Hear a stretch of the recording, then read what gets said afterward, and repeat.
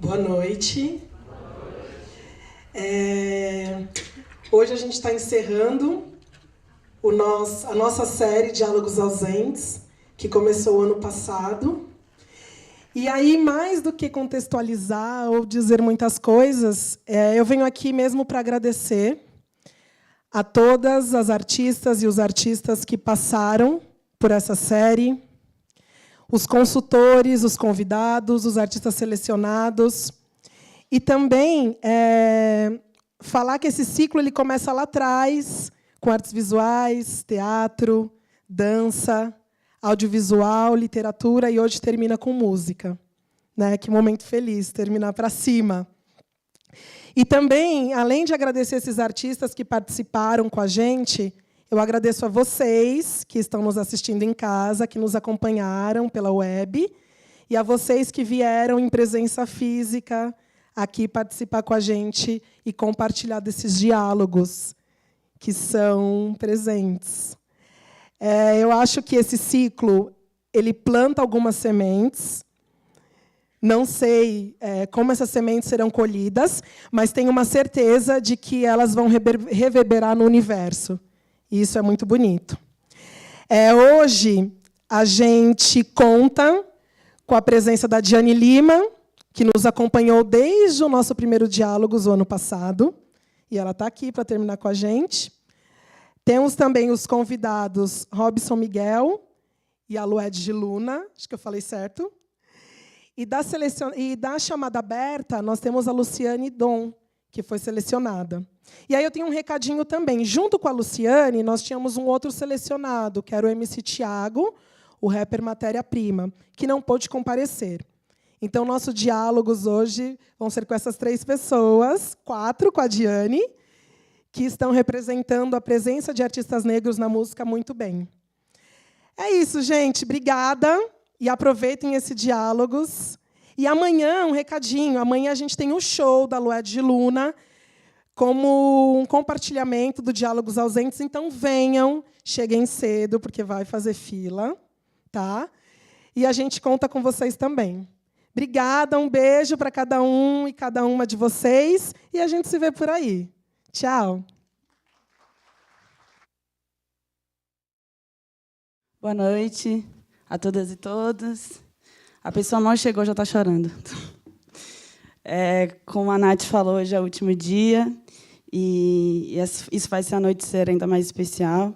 A gente começou o Diálogos aqui tem 1 ano e meio, e eu acho que nesse ano, 1 ano e meio, muita coisa aconteceu, institucionalmente, do ponto de vista também das sociabilidades, do ponto de vista das demais instituições. E finalizar hoje com música, depois de a gente ter passado por tantas áreas de expressão, me faz pensar que há uma recorrência, na verdade, sobre o que é a presença dos negros e negras nas artes. E eu acho que talvez o dia de hoje venha constatar um pouco dessas reflexões que a gente teve nesse último ano e meio, sobretudo quando a gente pensa das relações estruturais que fazem com que a gente consiga produzir arte ou não. E, ainda que haja uma especificidade de linguagens, artes visuais, no teatro, acho que talvez o que tenha ficado mais claro para a gente é que é preciso, de fato, um trabalho constante de criação. Eu acho que foi 1 ano e meio discutindo, refletindo, muitas vezes com muita mágoa, com muito choro, com muita resistência sempre, mas eu acho que o que ficou aqui desse 1 ano e meio de Diálogos Ausentes é justamente essa necessidade da gente fomentar a criação, de como que a gente parte agora para um discurso, de um discurso político, de um discurso pautado na fala, e a gente vai direto para um lugar onde a gente consiga dar condições para que a gente crie, a gente conseguir, de fato, promover esse lugar onde a gente possa não somente falar do ponto de vista de um corpo racializado, mas de um corpo que é racializado e pode falar sobre qualquer coisa. Eu acho que essa foi a principal linha dorsal do Diálogos, se a gente faz arte negra ou não, se é necessário o afro ou negro ou não, Mas eu acho que o principal e o fundamental de toda essa discussão é pensar que a gente precisa criar e expressar as nossas subjetividades independente do que a gente escolha fazer. Se a gente escolhe fazer uma arte que ela é marcadamente ou notadamente negra, ou se somente a nossa presença, enquanto a presença negra, ela faz da nossa arte uma expressão. Então, provavelmente eu vou chorar em algum momento, então não se acanhem, me chorem comigo. E é muita honra receber uma artista baiana conterrânea, que tem despontado pelo talento, pela urgência da palavra, pela urgência de representação de mulheres negras na música.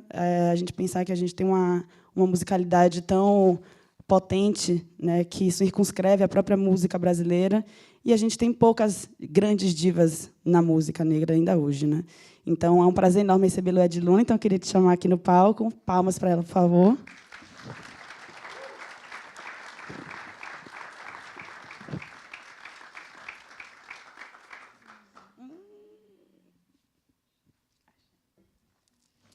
E, para me acompanhar também, Robson Miguel, um artista capixaba. Onde está o Robson? Oi. Por favor, palmas para o Robson.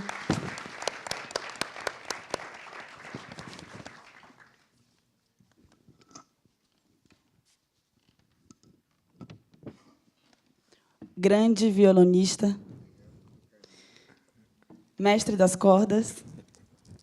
Vou começar conversando um pouquinho com o Robson. E uma coisa me chamou muita atenção na história do Robson, porque eu acho que ela se entrelaça um pouco com a minha também. E o Robson, o pai dele, ele era saxofonista. E trabalhava e tocava nas bandas marciais, militar, orquestra, fanfarra. Como que é essa história? Como que você depois descobre as cordas e o violão e sai dos sopros? Bem, minha querida Diane, é uma longa história que nós vamos resumir em poucos minutos. Boa noite a todos, né? Meu violão, como sempre irreverente, não me deixa falar sem ele estar me interrompendo. Mas a minha história não começou com violão, não. Foi bastante interessante. Meu pai, ele nasceu na aldeia de Aracruz, no estado do Espírito Santo, Vitória. Na verdade, Vitória é a capital, né? E aí era obrigatório, quando tinha 19 anos, sair da aldeia e servir o exército. E lá ele tinha que escolher ou ser cozinheiro, ou ser músico, ou trabalhar na segurança pública. Ele escolheu a melhor parte, quis ser músico. Então, ele começou a tocar, aprendeu no exército, tocar na banda, trompete, sax. Então, eu tenho uma coisa interessante. Já nasci ouvindo aquele sonzinho de caixinha no meu ouvido, músicas militares, trompete, né? Aquelas músicas dobradas do exército, das bandas de música. E como todo pai coruja, quer que o filho acompanhe, meu primeiro instrumento foi o trompete. Aí, aos 9 anos, eu ganhei um disco chamado Dilermand dos Reis, Abismo de Rosas. Nossa, eu fiquei apaixonado pelo violão. Mas você saberia... Foi assim. Saberia contar como que teu pai entrou nessa música, para além... Se houve alguma, sei lá, se seu avô, seu bisavô, se eles também tocavam, se a música tem um lugar de ancestralidade maior. Eu tenho uma influência bastante interessante que veio já do outro lado, da parte da minha mãe. A minha mãe sempre cantou. Já nasci ouvindo ela cantar. Ainda hoje ela está com 86 anos, ela escreve ainda para jornal, ela tem um monte de projetos, é aquela velha bem, né, que esqueceu que tem 86, né? Vive como se tivesse 40. E ela canta ainda. Eu vou lá, ela fica cantando as músicas da época, da bossa nova, e eu fico acompanhando no violão. Então, eu nasci num ambiente bem musical mesmo, ouvindo músicas de qualidade, né? Na época que se ouvia Tom Jobim, Garota de Ipanema, ouvia chorinhos tocando na rádio, né? E quando se falava de rock, não era aquele... Não era o rock pesado do Iron Maiden, era aquele rock dos Beatles, né? Ele estava entrando no Brasil, né? Então, essa foi minha história com a música.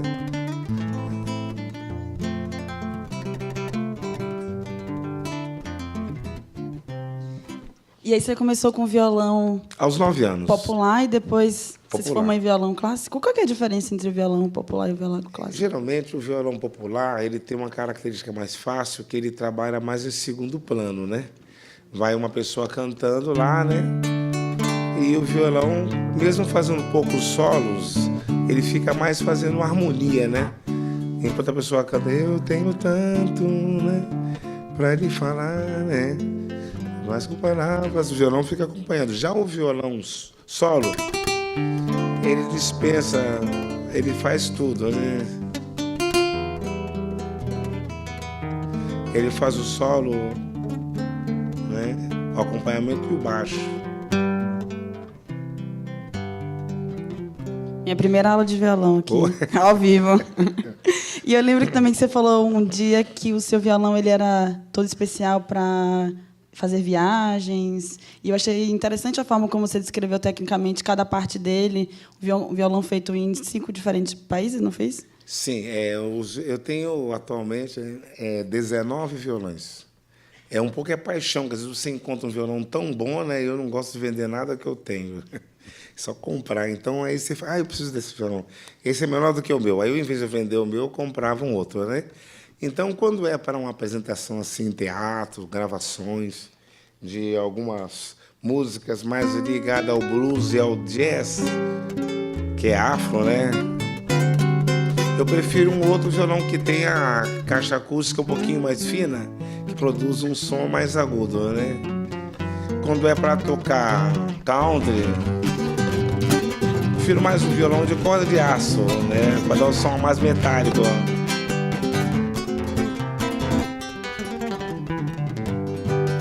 Quando é para tocar bossa nova, eu prefiro um violão mais encorpado por causa do balanço do samba, né?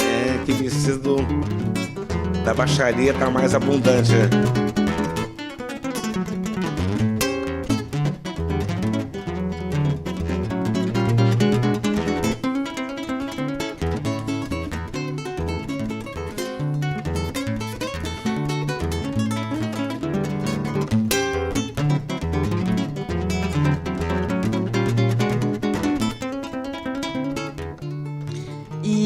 E suas composições, elas vão por qual caminho?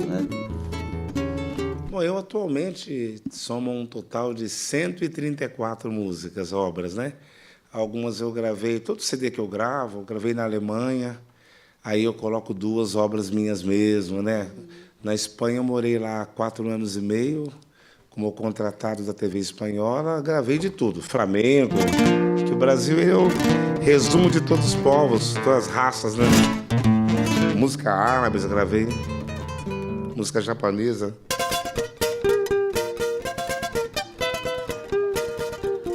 Virava um João Ponês, mas não deixava de colocar nossas músicas brasileiras, né? Que é desde Djavan, os chorinhos tinham que entrar, lógico, né? Chorinho, bossa nova, é um pouquinho de cada coisa. E as composições próprias também. Além de hiper talentoso no violão, você também é escritor. Tenho já 22 livros. Aquele que eu estava te mostrando é o último lançamento, está em todas as livrarias Saraiva, está nas livrarias Martim Fontes, está em toda na livraria Cultura, está nas faculdades Uniesp, na FAMES.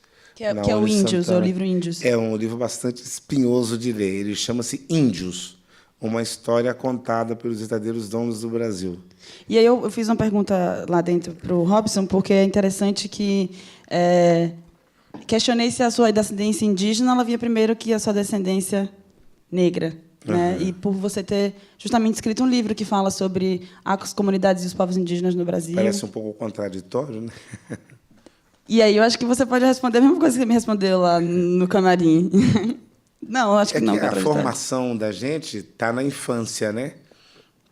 Então, eu nasci numa região interessante de mangues, chamado Aripuri, conhece Aribiri, estado do Espírito Santo, que ligava as aldeias de Cariacica, Itacibá, Cobilândia, até chegar na Vila Velha, em frente à fábrica de chocolates Garoto. Aí aterraram tudo, virou a Avenida Gerônimo Monteiro, mas na minha época a avenida não tinha, passava até uma linha de bonde ali, unida às aldeias. E aí eu era garoto, nasci ali num ambiente de mistura de índios e negros. Eu achava que eu era índio. Aí, uma vez, quando eu fui matriculado na escola, já meus 6, 7 anos, né, a minha mãe colocava aquela xícara aqui de chá, raspava tudo, então a orelha ficava meio de abano, né? Aí um garoto me deu um peteleque na orelha, era maior que eu, cheguei em casa e reclamei, mãe, o moleque me deu um peteleque na orelha. Minha mãe é muito sábia, falou, meu filho, vai lá no espelho, vê se a orelha está aí ou caiu. Aí eu disse, não, a orelha está aqui, então, significa que tua orelha está melhor que o peteleque dele. Mas ele me chamou de neguinho. Meu filho, vai lá no espelho e vê se você é algum loiro do olho azul. Aí fez eu olhar para mim mesmo e me colocar no meu lugar e ver que eu sou um crioulo. E todo crioulo é crioulo porque Deus assim crioulo. Deus crioulos assim. E eu vim ver que eu era cafuso, né? Mistura de índio com negro. Todo brasileiro é meio índio, ou misturado com brancos ou com negros, né? Aí assim foi a construção da minha primeira formação étnica, sabendo que eu não era um negro puro, também não era um índio puro, era um misturado, cafuso, né? E você ficou 4 anos e meio na Espanha? Na Espanha, em Madrid, eu morei 4 anos e meio. Viajei para lá em 85, voltei em 87. Aí, dessa vez, a televisão espanhola me contratou, pagou toda a minha ida para lá, a passagem. Gravei 4 CDs na Espanha, DVDs, fechei contrato com a TV espanhola e tive, inclusive, um programa de rádio, 3 anos, o programa El Calentito, só divulgando músicas do Brasil, né? Lógico, música calente. E eu perguntei também para o Robson, que eu achei interessante que ele tem um lugar performativo com figurino e com a indumentária, e eu fiquei curiosa para saber o que queria dizer, como tinha surgido essa indumentária? Bom, eu acredito que a palavra pré quer dizer antes, todo mundo sabe. Conceito você tem daquilo que você conhece. Então, preconceito é um julgamento prévio daquilo que você não conhece. E vendeu-se uma ideia errônea, né, que eu sofri isso quando eu fui para a Europa em 85. A Espanha tinha terminado uma guerra civil de Franco, em 75, 10 anos. Então, não tinha negro lá. Eu era uma mosca no leite, andando lá na Alemanha, só dava eu lá, no meio de tantos brancos, então chamava muita atenção. E eles tiveram aquela leitura que toda pessoa vindo do país do terceiro mundo, Chile, Argentina e Brasil, ainda mais sendo um negro ou índio, tem uma sabedoria inferior, né? Esse foi o primeiro preconceito que eu enfrentei, de não querer nem me ouvir. Não toca nada, não fala não. Você tem que ouvir, não tocar. Mas você acha que esse fato ele influenciou na questão de você ter aprendido tantas músicas ocidentais, inclusive? Porque eu vi que você tem uma maestria, né? Sabe muito sobre como se comporta o violão em outras culturas. Então, essa necessidade de aprender e de mostrar a maestria que você tem com o instrumento fez parte ou não? Nessa construção, sim. Eu acredito que até as dificuldades que eu passei com os preconceitos, quando vivia na Alemanha ou mesmo na Espanha, em países que predomina mais a raça ariana, né? Sem nenhum preconceito, porque para Deus só tem uma raça, a raça humana. Independente de ser branco, negro ou índio, né? Quem tinha que ter preconceito é o Criador. Ele quis fazer um periquito amarelo, outro verde azul, tudo é periquito. Peixe amarelo, verde, mas tudo é peixe. Quis fazer umas pessoas com cabelo mais liso, olho puxado, japonês, o negro, né? O branco, mas a gente não pode escolher. E não havia essa leitura, que não era uma escolha minha ser dessa cor, né? Que na língua tupi-guarani, negro é cambá. Daí vem a expressão cambada, né? Negrada, pejorativa da escravidão. Então, por mais que eu tentasse me impor lá, eu tive uma estratégia muito inteligente para mostrar para eles que o negro e o índio não tem uma sabedoria inferior. Como me formei em violão clássico, tocando obras de Bach, Beethoven, aí o que eu fiz? Preparei o melhor programa do conservatório com as músicas, flauta mágica, de música na catedral, para poder impressionar e dizer, o cara veio de lá e toca essas músicas espanholas também. Mas grande a surpresa que eu fui tentar a vaga na TV espanhola com 6 senhores observando, todos eles faziam um ar de reprovação. Não me gusta, não me gusta. Porque lá só tinha um canal de televisão para atender toda, né? Era repressão, não tinha televisão aberta, era só a TVE, que é a TV espanhola do Estado. Então passava por um crivo para ver o que você ia tocar, o que você ia falar, antes de apresentar, né? Tudo gravado antes. E eu fui reprovado. Eles não gostaram, né? Eu disse, mas o que passou? Estou sendo da Costa Manete? Falou, hombre, estou bem inteira de guitarra, tárrega, tocar tárrega, estou bem inteira de Beethoven, tocar Beethoven. Queremos ouvir coisas de tu país. Eu falei, então, pera lá. Aí eu mandei pau na música brasileira. Você vem aqui na terra de Bach, tocar Bach, terra de Beethoven, tocar Beethoven. Nós queremos ouvir coisa do seu país. Aí eu mandei pau no brasileirinho. E eu não tenho vergonha de falar que eu triunfei tocando músicas do meu país. E músicas que têm um balanço afro, o tempero na percussão indígena e, obviamente, as melodias de característica europeia, né? O Brasil é resumo de povos e raças. Né? E você falou que vai ser sexta-feira o Dia do Violão? Como é isso? Estão todos convidados. Eu apresentei um projeto inovador na Assembleia Legislativa. Até mesmo surpreendeu, porque os políticos só querem aprovar alguma coisa que dá voto, né? Nunca desista do seu sonho. Eu apresentei em 2015 um projeto na Assembleia Legislativa de criar o Dia do Violão na música popular brasileira. Porque o violão não é só o instrumento mais popular do mundo. No meu conceito, é o que mais de perto acompanha a evolução do homem, que ele veio do arco pré-histórico, que era chamado de seta, os persas cítar, cítara, citara, quitarra, até chegar na guitarra. E, surpreendentemente, um mês retrasado, o deputado Carlos Janazzi me ligou dizendo, olha, teu projeto acabou de chegar aqui assinado pelo governador Geraldo Alckmin, 94 deputados. Temos o Dia do Violão. E eu escolhi o dia 22 de setembro por ser o dia de nascimento do violonista Dilermán dos Reis. Que antes dele, o violão era instrumento de malandro, ele que me fez amar o instrumento. Como é o nome dele? Dilermán Reis. Que é daqui de São Paulo? Ele era de Guaratinguetá, de São Paulo.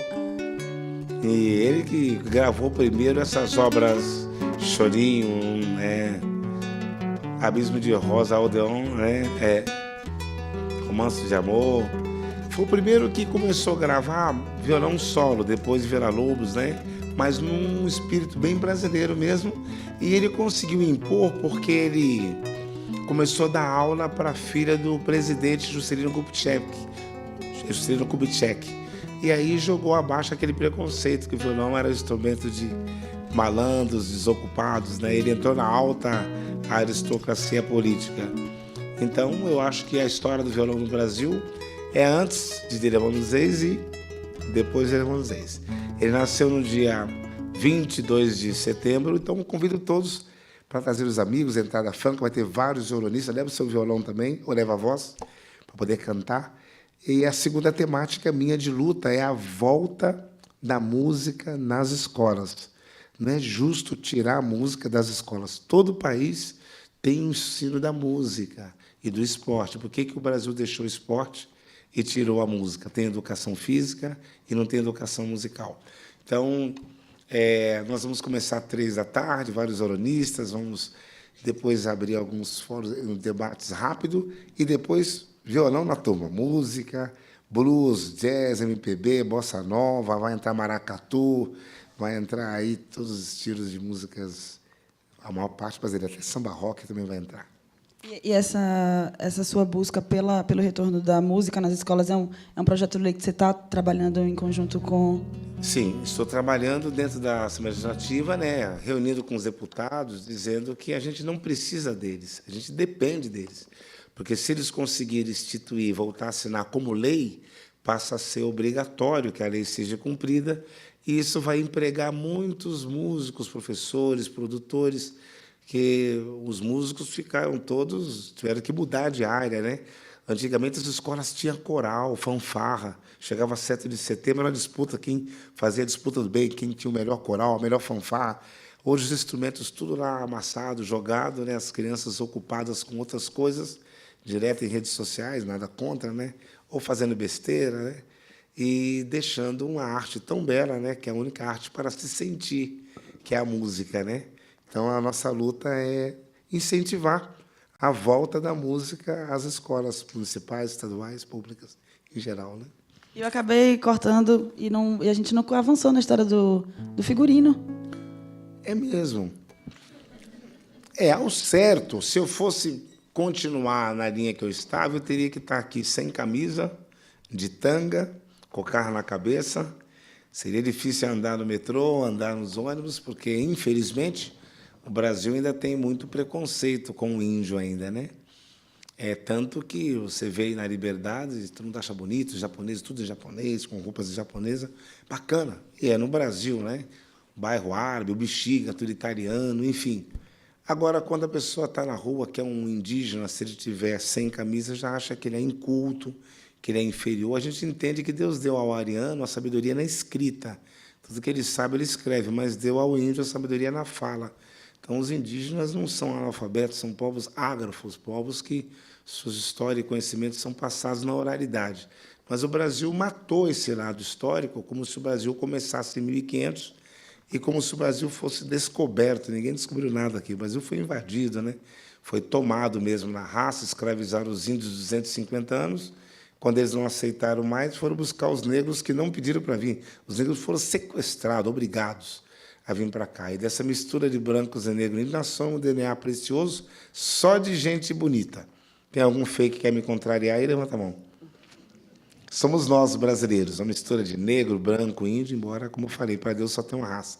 Então, na minha leitura, eu acredito que lutar por esse posicionamento de usar um traje um pouco nobre começou porque eu criei uma identidade artística. Quando alguém vê um neguinho com chapeuzinho, tocando violão, é o Robson Miguel. Na Europa também, né?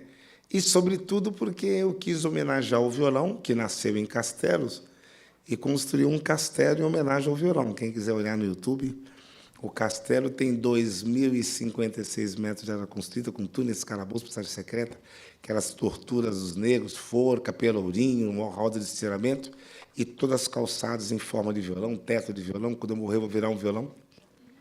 Ser cremado e virar um violão. Gente, isso é sério, ele tem um castelo mesmo. Então, eu pensei, alguém vai num castelo, cadê o rei? Espera chegar um loiro de olho azul. Já pensou se aparece um cara de cocá, seminu, de tanga, sem camisa? Chama o rei aí. É estranho, assim, isso não pode ser. Então, eu pensei num traje como os príncipes de Senegal, que vão no elefante, usam uns chapeuzinhos como esse aqui, né? Quepá ou filá, e sempre com algum detalhe dourado. E eu gosto muito do preto e dourado, que é para não frustrar quem vai visitar o castelo, pelo menos ver alguma coisa mais nobre, né? Ó.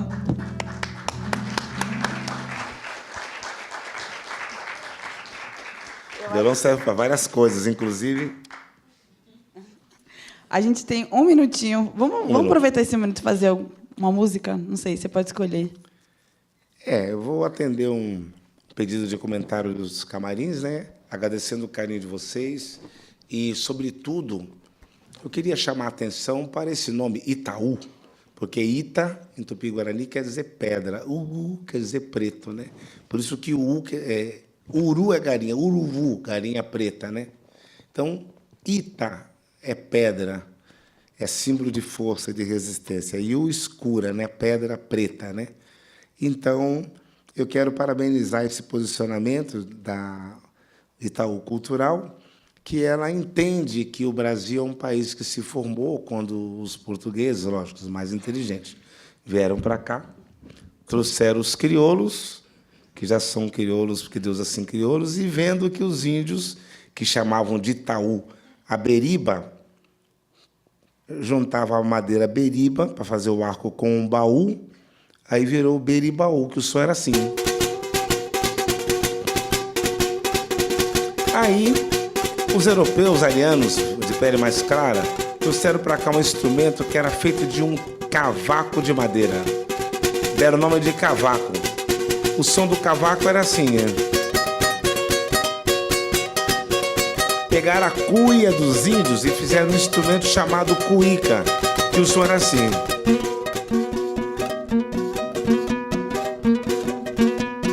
Aí trouxeram a caixa, da África trouxeram o bumbo, que também entrou. Opa, aí a coisa ficou boa. Foi dessa negritude como base de ritmo, o tempero nos ritmos de chocalhos, cachixi, reco-reco, dos índios, melodias europeias, que nasceu um DNA novo, de um povo novo, que eu nem considero o Brasil uma nação. Para mim, o Brasil é uma nova civilização. É um DNA novo, que juntos formamos as cores da nossa aquarela do Brasil.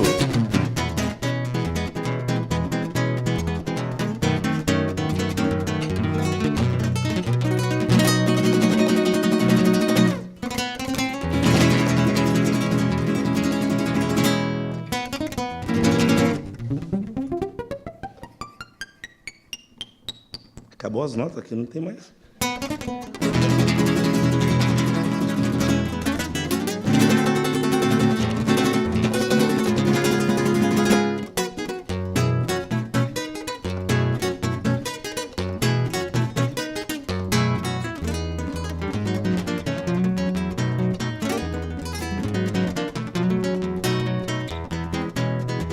Quero agradecer o carinho de todos vocês. Não vou tocar a obra inteira por causa...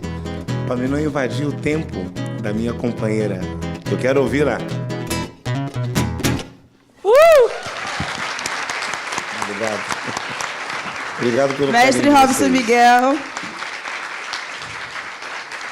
Agradeço a presença. Obrigado. robsonmiguel.com.br, não é isso? Perdão? É www.robsonmiguel.com.br. Pronto, vamos começar agora com essa beleza. Essa pérola. Me fala uma coisa, você... Baiana de onde mesmo? Eu sou baiana de Salvador. Primeiro, boa noite a todas, e a todos, e a todes. Sou de Salvador, nascida no Cabula, criada em Brotas. E antes de eu Nossa. começar, eu queria saber se é possível diminuir o ar-condicionado, porque eu sou baiana, eu estou morrendo de frio aqui. Não estou aguentando, então, se for possível. Então, sou baiana de Salvador. Onde ali do Cabula? Mais Cabula 6, Beirute? Mais perto do Resgate. Ah, do Resgate. Mas eu me criei mesmo em Brotas, perto da Boa Vista. Ah, ok. Perto do Colégio Virgem Velha. Resgate. É. Ah, ok. Ali. Sou filha de 2 negros, né? O Adelaide e Orlando Santa Rita. 2 jovens negros que se conheceram na militância, que surgida no contexto da década de 70. Neta de 2 avós negros e bisneta de 2 avós negros. Talvez tataraneta de algum índio, talvez tenha algum branco no caminho também. Mas eu sou lida socialmente como negra, né? Então, a gente tem que entender também que não existe purismo em nenhum lugar do mundo, não só no Brasil, mas em nenhum lugar do mundo, mas existem leituras sociais, e, a partir dessas leituras sociais, existe um determinado, né, tipo de tratamento para esse indivíduo. Então, eu sou uma mulher negra, nascida em Salvador, que é a cidade mais negra fora da África, e vim parar aqui nessa terra, São Paulo, atrás de um sonho, que é cantar, e que não era um sonho dos 2 jovens que se conheceram lá na década de 80, né? 2 jovens negros que me educaram no sentido de disputar espaços de poder, né? Sou filha de 2 pais militantes que me deram o nome de origem africana. Me chamo Luedge, que foi uma rainha africana. Meu pai é historiador, enfim. Mas a música não era uma prática em casa? Nenhum deles? Então, a música era muito presente em casa. Meu pai era um apreciador do reggae da década de 70. Minha mãe ouvia muita música também. Meu pai, historiador e industriário, nos finais de semana, se encontrava, se reunia com os amigos da indústria. Conexão Bahia-Jamaica. Exatamente. Todo o reggae da década de 70. Gregório Isaac, Peter Tosh. E é daí que vem essa minha... Lucky Dub. Lembra? E Lucky Dub. Nossa. E o Edson, né? Edson Que era a nossa Super, Morro terra. Fumegante. Exatamente. Cachoeira. E, enfim, eu tinha muita... Essa presença da música era muito, muito forte em casa, mas eu fui educada num outro sentido, né? Era um projeto político de uma geração de militantes que prepararam seus filhos, né, para disputar espaços de poder. E isso sempre ficou muito claro desde a minha infância, porque eu tive que me deparar, né, com esse nome, né? O meu primeiro confronto com o mundo foi tentar ser chamada corretamente, né? O nome é africano. A gente vive, como o Robson falou, num país constituído por índios, negros e brancos, mas que a todo momento se pretende, né, eurocêntrico, branco. Todo mundo tem aí nomes de origem portuguesas, etc. Mas ninguém tem nome dessa origem, né, africana. Então, essa foi meu primeiro embate, mas tiveram outros embates também, né? Porque, sendo filha da militância e tendo que dar conta desse projeto político, a minha infância, a minha adolescência foi permeada por essa responsabilidade. Assim. Você não está no mundo à toa, você é um projeto político de uma geração anterior à sua, né, que permitiu que você estivesse onde você está, né, no colégio particular, na universidade, enfim. E aí, encontro com a música? E encontro com a música que eu vou chegar agora. A minha relação com a música, por conta dessa história, foi uma relação de negação, né? Eu sempre entendia essa trajetória, comprei esse projeto, mas a música me chamava e eu fingia que nada estava acontecendo, né? E foi muito... Olhando o seu vídeo, quando você fala que é curando que eu curo, assumir a música tardiamente, com 25 anos, foi um processo de cura para mim. E eu faço música nessa perspectiva, mas sem evadir desse projeto inicial, né, e anterior, que é esse projeto, né, de compromisso com a militância, que permitiu que nós todos estivéssemos aqui agora, conversando, dialogando numa instituição dessa, etc. Então, minha relação foi muito de negação. Eu cantava no banheiro, ludicamente, era minha brincadeira predileta. E escrevia, né? Escrevia a adolescência inteira, porque eu estava nesse contexto, né, de menina negra, em um ambiente hostil, que é o colégio particular.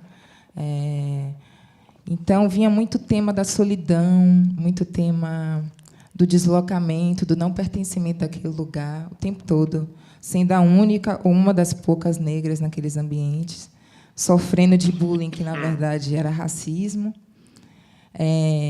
não vivenciando afetividade de jeito nenhum, né?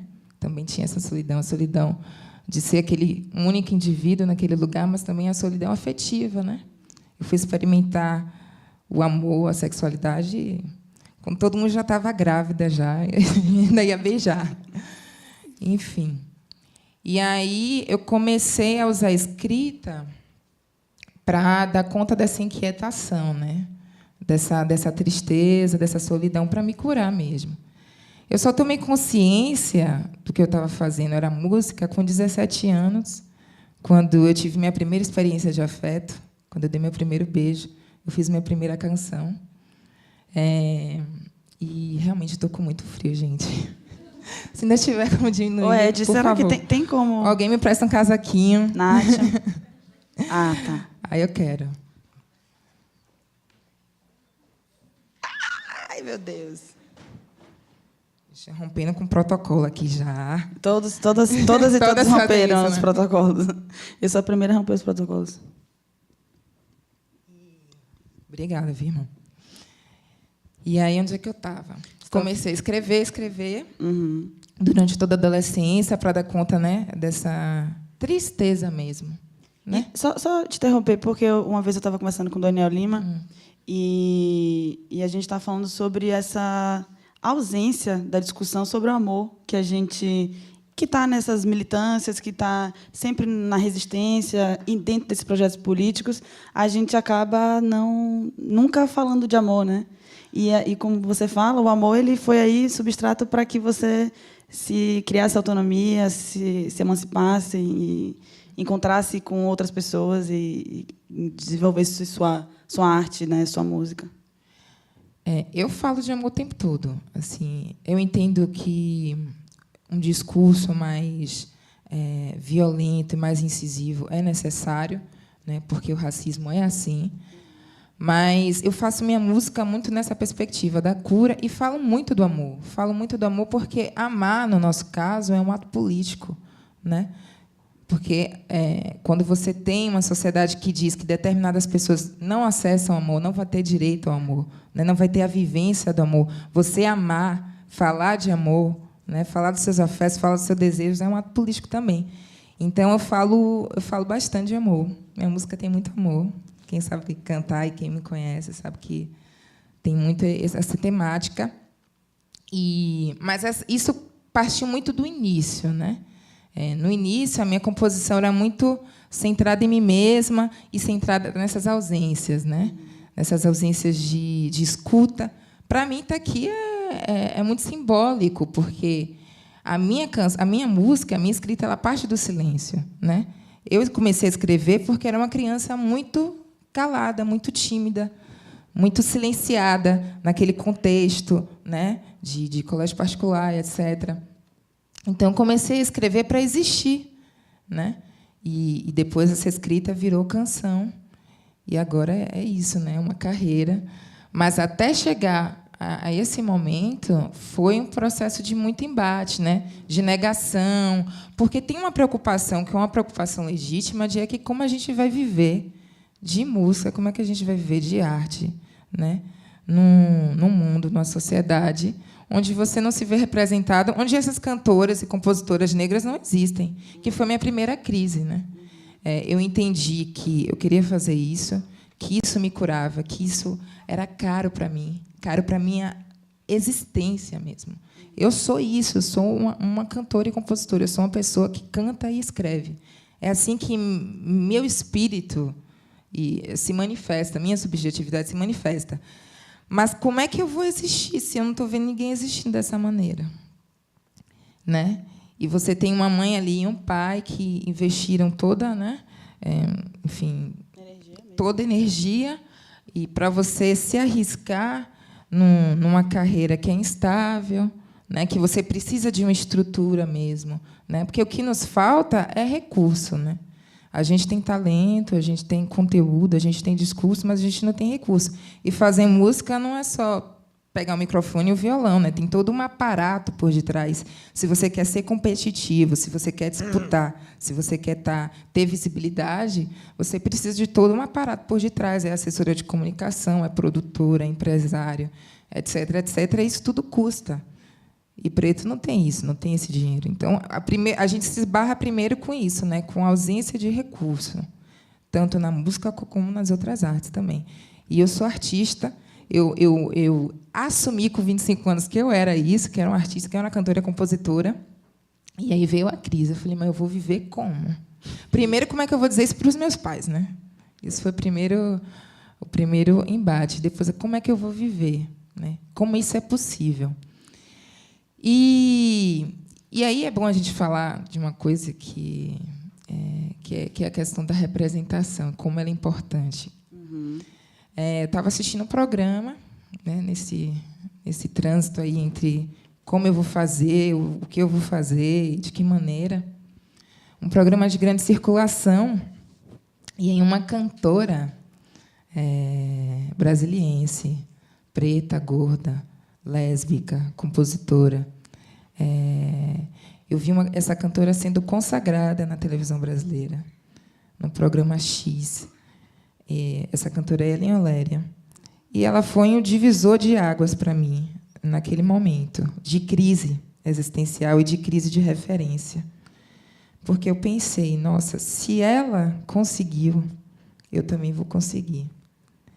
E aí comecei a pensar nas estratégias, né? Quais os caminhos que eu deveria traçar para tornar a minha existência, não é sonho, é existência mesmo, possível. E aí decidi vir para São Paulo, aqui estou, há 3 anos. Acho que a gente chegou juntas, eu acho. Será? Que a gente se encontrou uma vez no centro. Você tinha acabado de chegar, eu tinha acabado de chegar. Olha aí onde a gente está, no Itaú Cultural.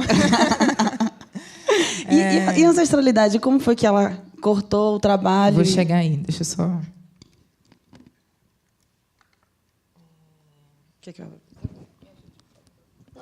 Então, aí eu vim para São Paulo, que eu digo sempre que quando a gente se move, a gente se desloca, tudo se mobiliza, né? Dentro e fora. E o primeiro grande impacto que eu tive aqui em São Paulo foi o fato de ser uma cidade extremamente embranquecida. Eu vim de Salvador, né? Que é a cidade mais negra fora da África. E Salvador é um espelho. Apesar das contradições, apesar das violências, apesar da falta de mobilidade, apesar do racismo, é uma cidade onde eu me enxergo. É uma cidade onde eu me sinto confortável. E é por isso que eu me identifico mais com essa identidade de ser baiana do que com a própria identidade de ser brasileira. Uhum. E acho que quase todo baiano, porque baiano se ama, baiano ama a Bahia, baiano ama Salvador, baiano se ama, acho que enfim. Eu acho que é muito por conta disso. A gente se vê representado, né, na cidade, a gente festeja essa cultura negra que é renegada no resto do Brasil. Daí eu vim para São Paulo, né? Vamos ser cantora, vamos lá. E me deparei com essa outra solidão, essa outra dimensão da solidão. Eu falei, eu não me vejo na cidade. E isso estava me incomodando, né? E aí, nessa dinâmica de observar, né, como a cidade, enfim, como era o racismo específico da cidade, o próprio conceito do que é ser negro nessa cidade, tudo isso eu tive que ressignificar vindo para cá. E eu reparei também que estava acontecendo um movimento, eu cheguei num momento onde estava acontecendo um movimento migratório muito forte de imigrantes africanos e haitianos, né? Então, ao mesmo tempo, né, ao passo que eu estava me sentindo só, eu me sentia, enfim, acolhida, eu sentia um alento quando eu via esses corpos negros se deslocando na cidade, sobretudo ali na Barra Funda, que é onde eu morava, e na República. Eu falei, não, tem preto, sim. E tem original black, entendeu? Preto das diversas Áfricas, né? Não é porque a gente tem que entender também que a África é um continente multiétnico, multicultural. E aí eu comecei a me perguntar qual daquelas Áfricas eu pertencia. Eu que estava me sentindo mais identificada com aquele corpo estrangeiro, eu comecei a rememorar uma saudade e uma inquietação que eu tinha desde criança e que eu acho que é próprio dos negros da diáspora, né? Que é não saber quais são os nossos antepassados, não saber com exatidão de onde a gente veio, não saber o nome e a origem do nosso tataravô, do nosso quartaravô, etc., etc. Olhar para trás e não ter referências, né? E aí, a partir de toda dessa reflexão, isso tudo foi São Paulo que me deu, né? Vindo para cá e observando a cidade e tentando entender como é que eu ia viver aqui e como essa cidade me impactava, eu fiz uma canção que se chama Um Corpo no Mundo, que é uma canção que veio conduzindo toda a minha carreira aqui em São Paulo, né? Fiz a canção, daí eu dei o nome do show que eu tenho feito há 2 anos, de Um Corpo no Mundo. E aí o trabalho se concretiza e se fecha na concretização de um sonho, que é um disco que vai ser lançado agora em outubro, se Deus quiser. A gente foi contemplado pelo Prêmio Afro. E antes eu iniciei com Catarse. Eu botei na cabeça que ia fazer um disco, que eu precisava de um disco, que essa história precisava ser contada, né? Só não sabia como. E aí fui tentando editar, fui tentando Catarse. E aí, no meio do processo, a gente recebeu esse presente dos deuses, né, que foi o Prêmio Afro, e que possibilitou com que a gente concretizasse esse disco. Então... Inclusive, a gente está aqui com o Aniel, que está fazendo participação com você. Exatamente. E com a Ana Paula Matias também, que está fazendo... Exatamente. Vamos falar do disco. Esse disco é um disco que foi gravado aqui em São Paulo. Parte dele está sendo gravada ainda em Salvador, mas assim, boa parte dele foi gravada aqui em São Paulo, com músicos de diferentes partes do mundo, né? Tem o Aniel, que é o meu irmão, um super músico, contrabaixista cubano, radicado aqui em São Paulo já há um tempo. E a gente se conheceu por intermédio do Cato Tiangue, que é um queniano, que eu conheci na Bahia, que veio fazer intercâmbio em Salvador. E a gente se conheceu, a gente se conectou e falei, você vai tocar no meu disco. Eu não sabia nem como ia conseguir, nem tinha feito catarse ainda, mas eu falei, não importa, eu vou te trazer de volta e você vai tocar no meu disco. Ele falou, vem. Então, Cato, ele assina os arranjos de guitarra. No violão, eu tenho François Moleca, que é filho de imigrantes, nascido aqui em São Paulo, filho de imigrantes congoleses, então ele é congo-brasileiro, mas hoje ele mora em Florianópolis. Então, é um compositor, cantor, multi-instrumentista. E, enfim, tem uma canção dele no disco e canta comigo no disco e topou fazer os arranjos de violão. Tem o Sebastião Nutini, que é um sueco, radicado na Bahia há 10 anos, produtor dos 2 últimos discos do Tigana Santana, que é uma grande referência para mim hoje. Sim, foi nosso consultor aqui de música também. Então. E da Virginia Rodrigues, do último disco da Virginia Rodrigues. E tem o Hudson Daniel, que é baiano, que mora aqui em São Paulo também. Então, foram 2 dias de imersão. Assim. A gente criou e pensou os arranjos coletivamente. Então, é um disco onde eu queria trazer essa ideia de não pertencimento, entende? Porque eu estou contando essa história. Quando eu olhei para aquele corpo imigrante, me senti identificado, mas, ao mesmo tempo, eu não tinha como saber a minha origem, né, ao ponto de, né, chamar ele de primo e de irmão. E aí, na ausência de referências reais, a gente abraça toda a África, né? Mas, ao mesmo tempo, eu não me senti identificada com essa cidade e com o Brasil, né? Porque a gente vive nesse país, como eu tinha dito antes, né, que foi constituído por diversos povos, mas se pretende branco o tempo todo, e é um país genocida, né? E genocida, e falando genocídio em todos os seus aspectos, né? Né? Não só a morte material, mas a morte dos símbolos, né? Sim. E aí, como me sentir pertencente a um lugar que resiste à minha existência, né? Então, um corpo no mundo é isso. Eu não sou brasileira, mas também não sou africana. Então, qual é o meu lugar? Qual é o lugar desse corpo negro diaspórico no mundo? É no mundo. E o clipe veio... O clipe veio... uma eu não falei da né? Ana também. Desculpa, viu? A Ana vai estar fazendo design. A Lili Daronali, a Lili Dara, que não está aqui, né? Fotógrafa da baiana, que mora aqui também, que faz as fotos. No fim, é uma quadrilha. No fim, é uma quadrilha de pretas, Bahias. Sobretudo, mulheres negras. E o clipe você fez no centro, não foi isso? Exatamente. O clipe foi produzido por Joyce Prado, né, que é uma diretora daqui de São Paulo. Né? A produtora dela é Oxalá Produções. Ela também é diretora da PAN, que é a Associação de Produtores Negros do Audiovisual junto aqui com Vivi do Brasil. Ferreira, Junto com Viviane Ferreira, minha cor. E a gente... O clipe foi um grande divisor de águas na minha carreira. E esse clipe foi construído por pessoas amigas, né? Mulheres negras que se irmanaram, que confiaram no meu trabalho, que confiaram no meu discurso, que compraram o meu discurso. Ali está a Gabriela Gabi, que fez a maquiagem, minha amiga do clipe. Então, foram mulheres negras, artistas, talentosas, né, que doaram seu tempo e se dispuseram a fazer uma obra-prima. Eu até me emociono.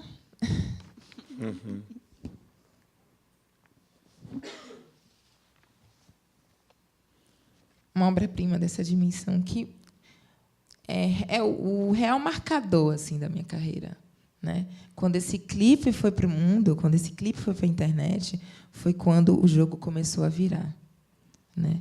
E reverbera até hoje. Agora eu estou fazendo disco, a gente vai fazer um outro clipe com a mesma equipe de mulheres negras, e é uma escolha política minha trabalhar com mulheres negras, né? De me rodear de mulheres negras, porque é um entendimento de que esse corpo aqui é um corpo coletivo e que o discurso também, né? Sim.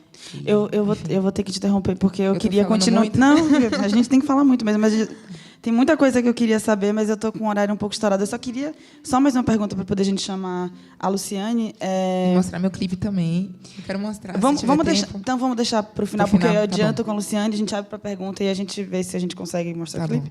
Mas eu só queria saber como foi a concepção artística do clipe, porque quando eu olhei o clipe, a primeira sensação que eu tive foi até que, enfim, uma coisa que te atravessa e que consegue unir 3 tempos, né? O passado, o presente e o futuro, num mesmo lugar, numa mesma plasticidade. E eu achei fantástico a forma como vocês trabalharam a relação corporal, sobretudo, dessa gestualidade. Então, eu queria que você falasse um pouco sobre isso também. Então, a concepção de corpo foi da Luciane Ramos, né? Que é uma criatura que eu admiro muito, que eu conheci a Luciane numa aula que ela ministrava, que é o Corpo em Diáspora, né? E aí eu chamei ela para fazer esse trabalho comigo. E a ideia é desse corpo que interage com a cidade, mas não pertence à cidade. Então, ele está sempre fluindo. Ele nunca está estanque, ele nunca está se relacionando verdadeiramente com a cidade. Ele está em trânsito, né? E, enfim, foram 5 dias entre produção e gravação. Né? Foi bastante intenso. Eu estava num momento muito especial, estava de preceito, né? Religioso. E, enfim, o resultado foi isso, né? Essa obra da Joyce Prado e de todas nós. Né? É interessante porque o Corpo no Mundo, eu acho que confirma um pouco do que foi o nosso percurso aqui no Diálogos, quando tem 6 linguagens sendo trabalhadas em 1 ano e meio, que é pensar como essa sincronia e esse sincretismo entre linguagens ele acaba por produzir obras tão singulares como o Corpo no Mundo. Você tem um audiovisual, você tem uma profissional de dança como a Luciane Ramos, que foi, inclusive, a nossa consultora aqui do Itaú Cultural no ciclo de dança, e também teve a abertura de dança, foi com ela, e a música. Né? E toda essa relação contemporânea desse corpo negro transitando entre as Américas e entre o Oceano Atlântico. Então, eu acho que só reforça um pouco desse nosso desejo de pensar essas artes sem fronteiras, né? E essa interdisciplinaridade, sobretudo. Eu agradeço demais pela sua presença. Fico muito feliz. Queria também dar um oi para a Xênia França, que está ali. Oi.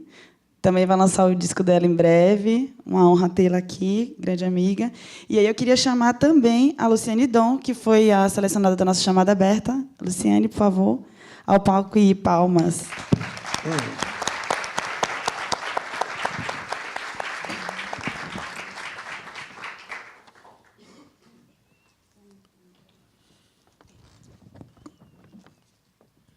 Boa noite a todas e todos. Boa noite. Nossa, estou muito feliz por ter sido contemplada por esse edital, porque é importante. Sou uma mulher compositora, mulheres compositoras, precisamos ter voz. A gente vive numa sociedade racista, machista, e é importante eu estar aqui falando. Nossa, ter Lued aqui, pelo amor de Deus, né?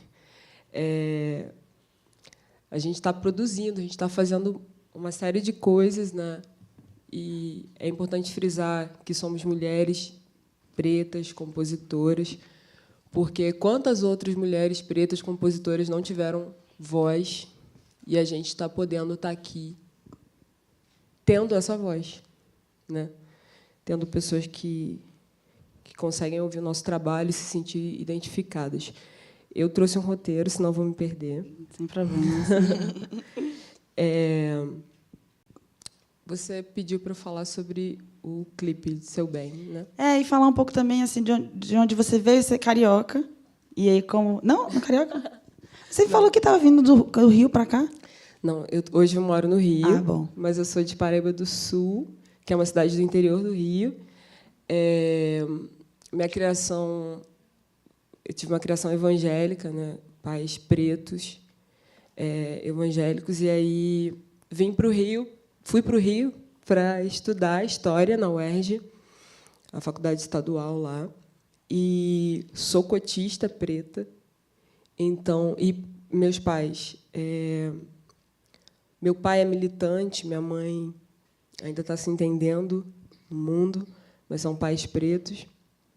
E sempre me confrontei com a questão da negritude, principalmente por ser de uma cidade do interior tão racista quanto, enfim, a maioria desse país, mas e por ter pais evangélicos. Ter pais evangélicos, você carrega uma bagagem muito, muito tensa, assim, porque a todo momento é a tua cultura preta sendo renegada. E aí você trazendo outros símbolos que não são seus, e aí você fica perdido. Sim. Exatamente isso, você fica sem ter as suas raízes ali. Eu quando fui para fazer a faculdade de História, foi muito por conta disso, para entender de onde eu vinha e tentar fugir o máximo do que o cristianismo estava trazendo, enfim, para a vida dos meus pais. E, por consequente, a minha também. Fui criada na igreja, cantando e Mas essa inserção sua na igreja com a música, ela te ajudou a trilhar sua carreira como musicista? Sim. Como a maioria das mulheres negras começam na igreja, sim, ajudou bastante. Acho que a igreja é uma grande escola de música. Mas a questão política, para mim, eu tive que trilhar outros rumos, né? E aí buscar a minha identidade muito na garra, assim, né? E aí ter ido para uma universidade a pioneira de cotas, e aí eu consegui, apesar de, enfim, a universidade majoritariamente branca ainda, mas tem se empretecido, e aí eu comecei a me identificar, me entender melhor no mundo, assim. E na universidade eu tive a oportunidade de fazer música lá, né? E aí, enfim, todos os teatros lá eram abertos, né?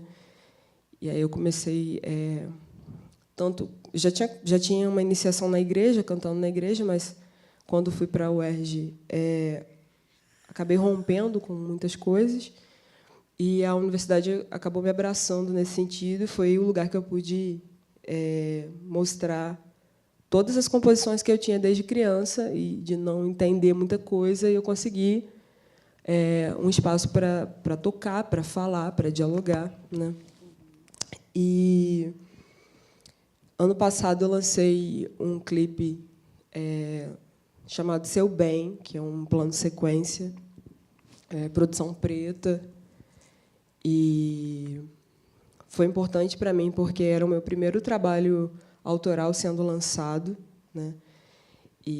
Só que ano passado eu não tinha, assim, estava completamente ainda perdida na questão de como começar um trabalho autoral, sabendo que sou preta, pobre e difícil se manter no Rio, uma cidade caríssima que você tem que sobreviver e ao mesmo tempo como se produz, né?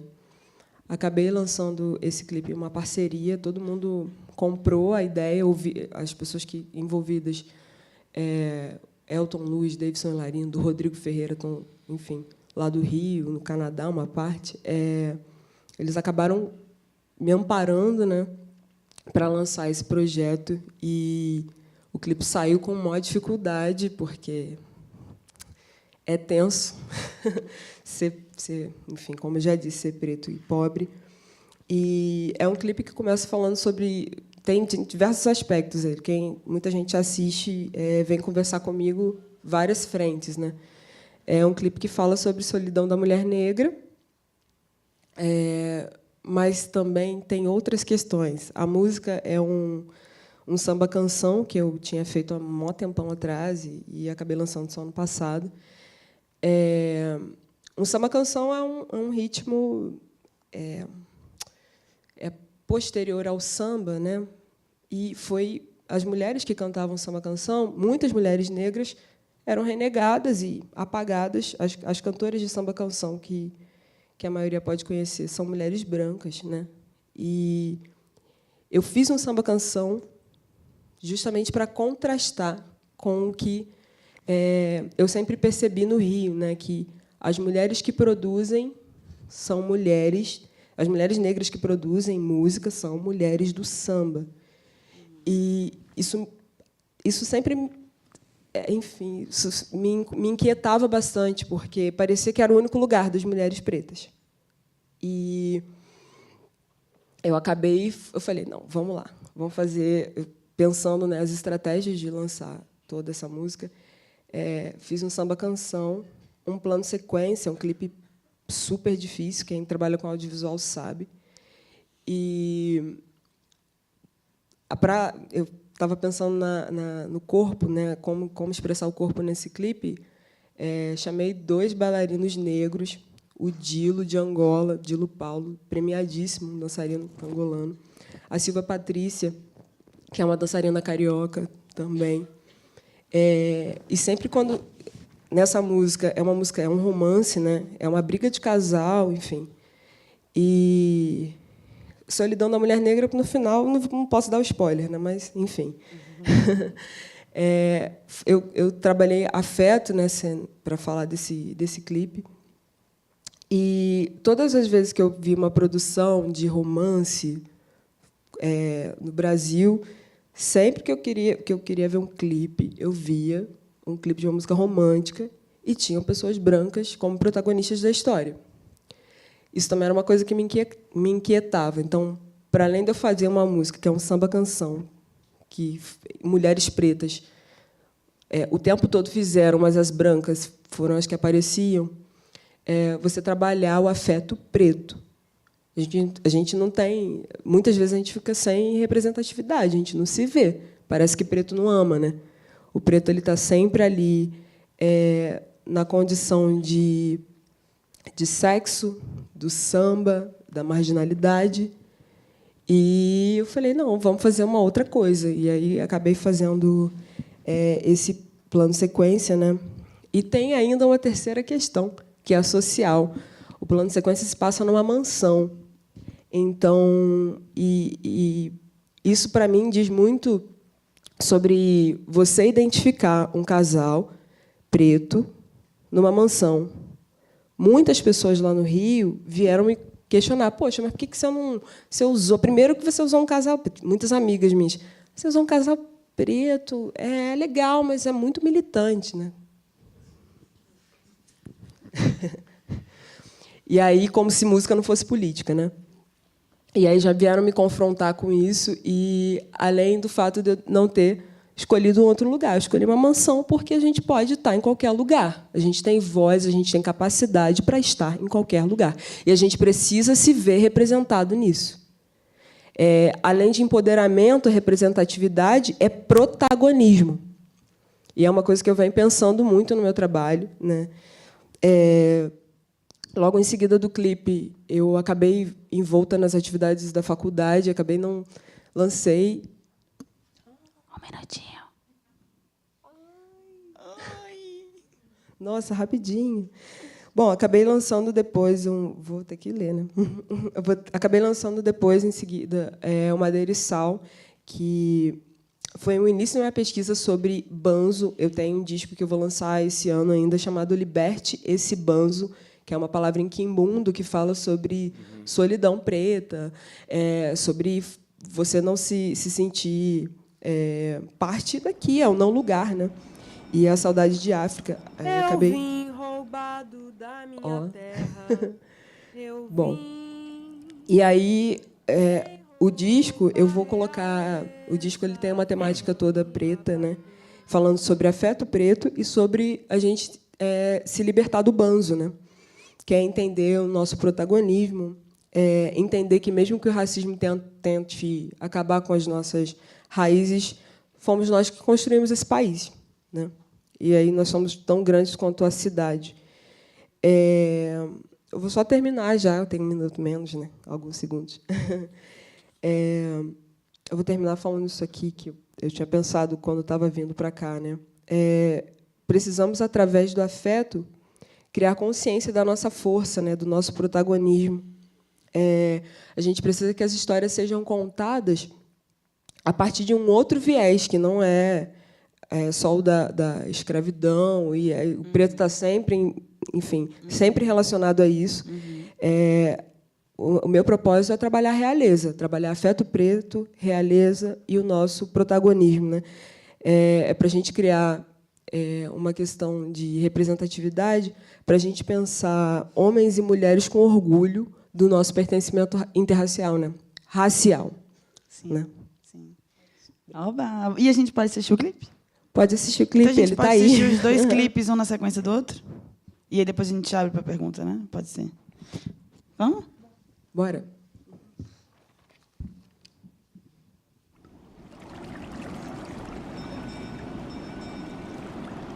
Eu vim roubado da minha terra.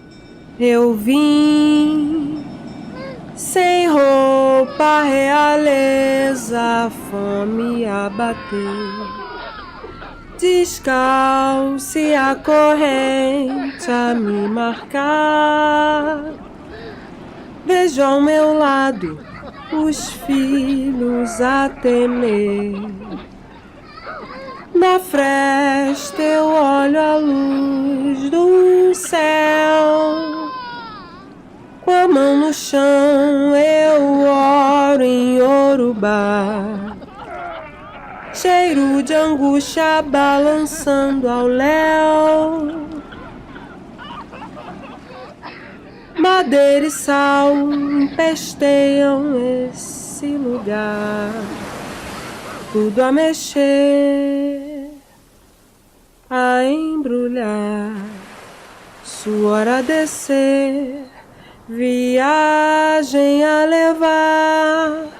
Tudo a mexer, a embrulhar, suor a descer, viagem a levar.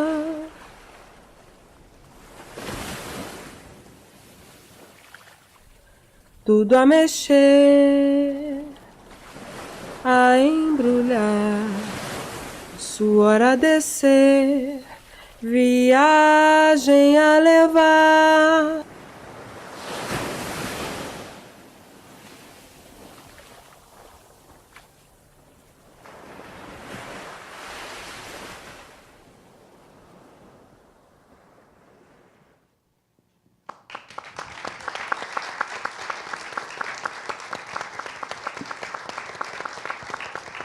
Obrigada.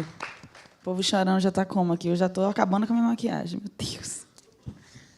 Vamos ver o da Lued, então?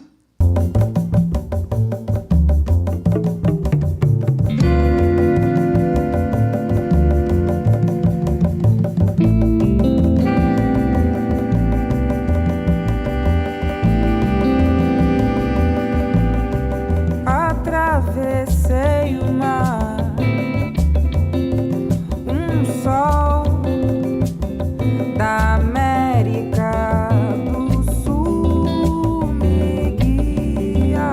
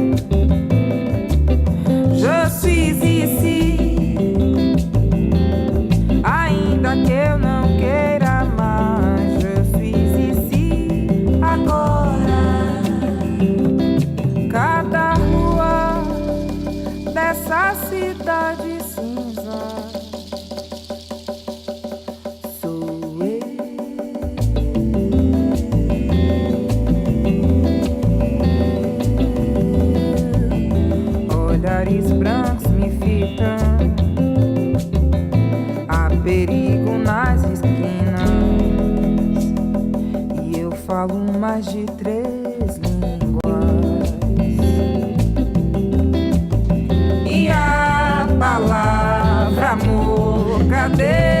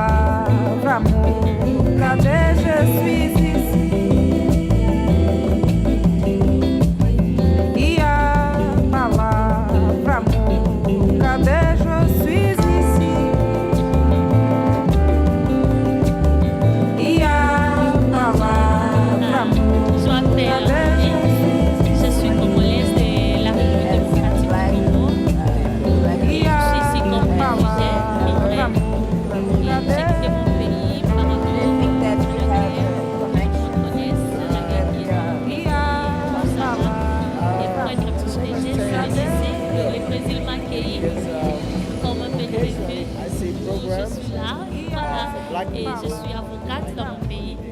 Je fais le droit. C'est un pays chaleureux, malgré que ce n'est pas...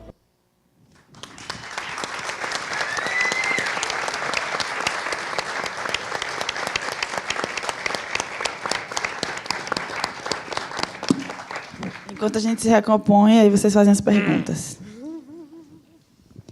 Perguntas.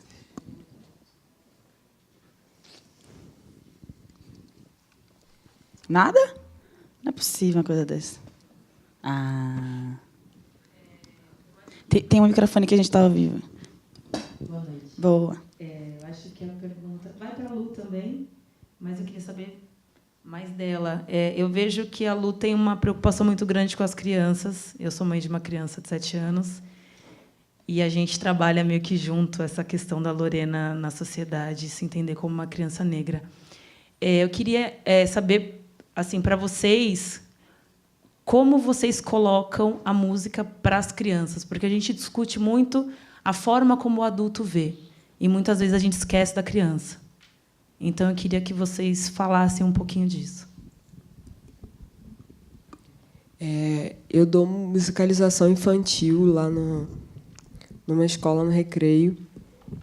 E é difícil porque o material que a gente acaba tendo no colégio as técnicas são muito embranquecidas, né?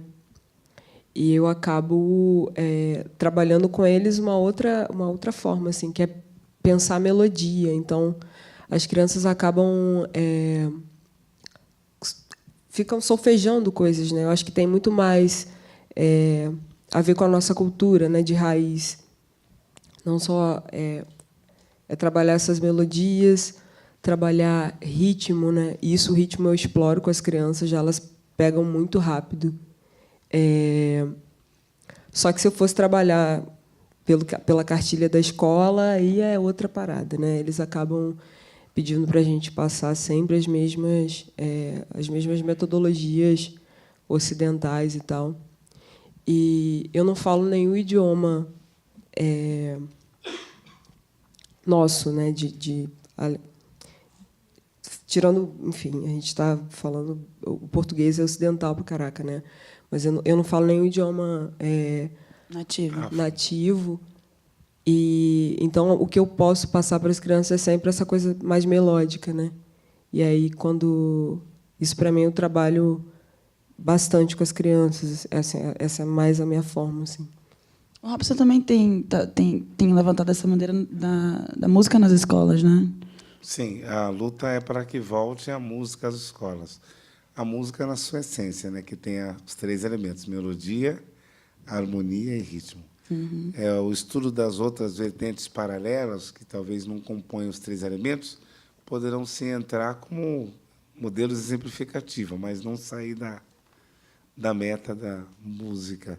E, sobretudo, a tendência da nossa música brasileira, que é matéria de estudo nas melhores universidades da Europa, Suíça, e ainda não é estudada no Brasil, né?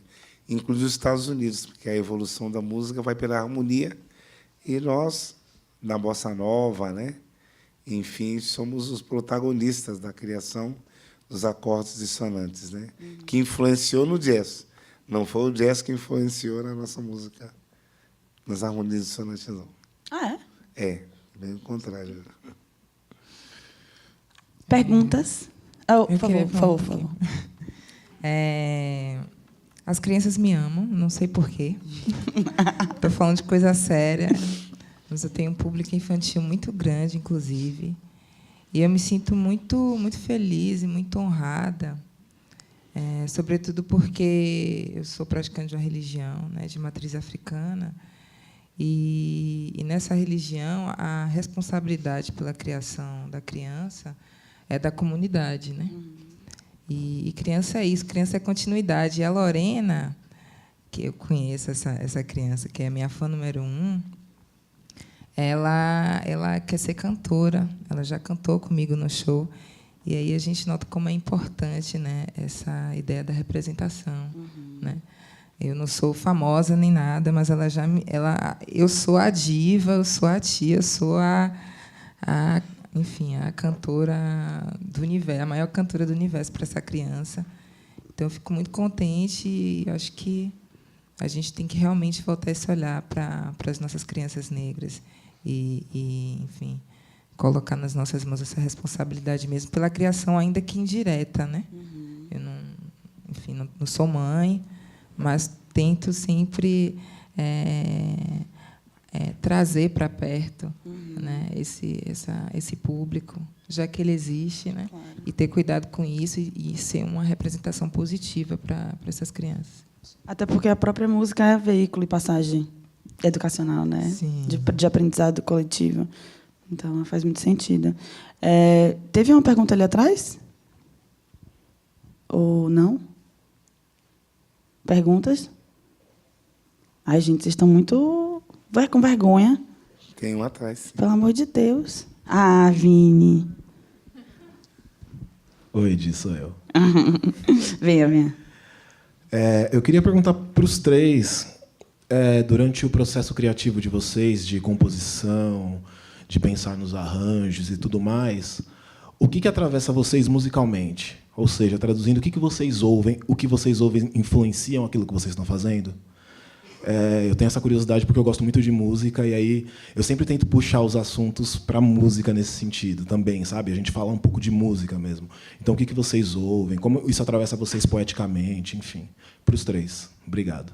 Obrigada. Para quem não conhece, Vini trabalha aqui no Itaú Cultural e é parte do coletivo Sistema Negro, grande pesquisador musical.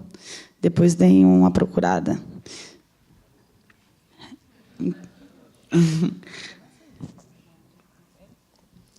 Bola da vez? Eu tenho um senso crítico pessoal, né, de filtrar o tipo de música que eu ouço, né? A minha discografia em casa, eu posso falar isso aqui, né, porque eu comento que eu ganho muitos discos. Onde eu vou viajar, às vezes uma pessoa, eu tenho um disco. E eu começo a colocar, e dependendo do disco, por respeito, eu não jogo no lixo, eu guardo. Mas eu tenho lá uma estante com... Acho que tem... deve chegar a mais de 500 discos que eu ouvi uma única vez e disse, esse tipo de influência eu prefiro deixar, guardar de lembrança, né? E tem aqueles que eu seleciono, que eu ouço com mais frequência como alimento para a minha inspiração e referência nas composições, independente do estilo. que lá eu tenho desde jazz, músicas africanas de países que eu viajei, né, música de Ilhas Canárias, porto-riquenha, Argentina, onde país que eu vou, eu gosto de procurar grupos tradicionais daquele país para me pegar a raiz e ouvir, né? Tem coisas que me encanta da África, pela diversidade incrível de vozes, de ritmos. Tem coisas que me encantam na cultura raiz indígena, não essa da influência, mas aquela da raiz mesmo. A minha mulher é da etnia ticuna do Amazonas. Foram os últimos povos a ter contatos, porque para chegar lá são 4h30 de avião daqui até Manaus, 2h30 de carro até o Rio Amazonas e 8 dias de barco, dia e noite subindo o Rio Amazonas até a divisa Brasil, Colômbia e Peru. São 48 mil índios. Então, ali a influência da música eurocêntrica demorou a entrar, né? Então, eu tenho todo tipo de música, mas eu costumo filtrar para definir o conceito daquilo que eu quero compor e até dos arranjos que eu pretendo fazer. Então, o que eu escuto é completamente diferente do que eu ouço. Eu escuto batidão, eu escuto rap, eu escuto Tiffany Goucher, eu escuto Tássia Reis. E, ao mesmo tempo, componho mais, né, no cancioneiro, sou mais cancioneira, mais do violão. E eu não sei por quê. Não me influencia diretamente, mas é o que eu tenho escutado atualmente, assim, muito a música negra, afro-americana e afro-brasileira, assim. Agora, o que os meus pais escutavam, né? Meu pai ouvia muito Milton Nascimento, ouvia muito Luiz Melodia e ouvia muito Djavan, né? Essa música negra, muito influenciada também pela música negra norte-americana, que são minhas grandes influências, assim, na composição e na sonoridade, né? O reggae, o próprio reggae, como já havia dito. Então, talvez a minha influência direta foi o que os meus pais ouviam. Mas hoje o que eu escuto não tem muito a ver com o que eu faço, não.